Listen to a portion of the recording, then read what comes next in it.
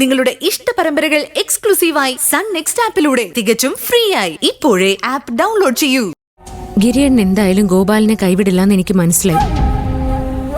ഈ കുടുംബത്തെ തകർക്കുന്നതിൽ നിന്നും അയാളെ തടയാൻ എനിക്ക് ഈ ജോലിയിൽ തുടർന്നേ പറ്റൂ. ശരി, ഞാൻ ഇന്ന് മുതലേ ഗോപാൽജിക്ക് വേണ്ടി ജോലി ചെയ്യുന്നത് നിർത്താം.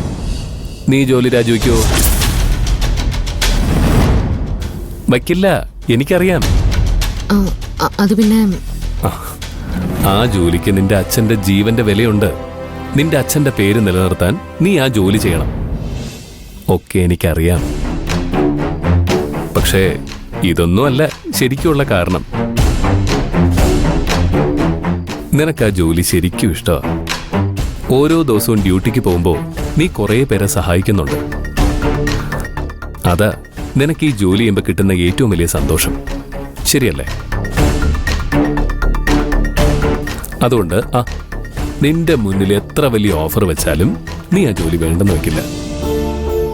ഇതെനിക്ക് നന്നായി മനസ്സിലായതുകൊണ്ട് ഞാൻ നിന്നോട് ജോലി രാജിവെക്കുന്നതിനെ കുറിച്ച് സംസാരിക്കാത്തത്.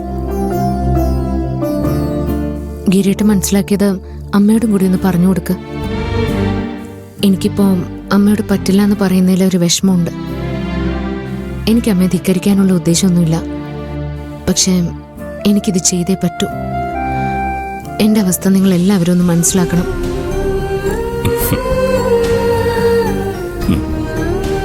ഇതുപോലെ തന്നെ നീ എന്റെ അവസ്ഥയൊന്ന് മനസ്സിലാക്കുന്നത് നല്ലതാ.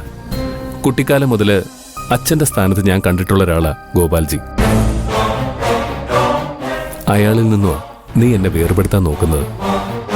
അതെനിക്ക് എന്തുമാത്രം വിഷമുണ്ടാക്കുമെന്ന് നീ ചിന്തിച്ചിട്ടുണ്ടോ? അയാൾ എന്തുമാത്രം തെറ്റുകൾ ചെയ്യുന്ന ഗിരിയേട്ടൻ അറിയാത്തതുകൊണ്ടാ. കുറെയൊക്കെ എനിക്ക് നന്നായി അറിയാം.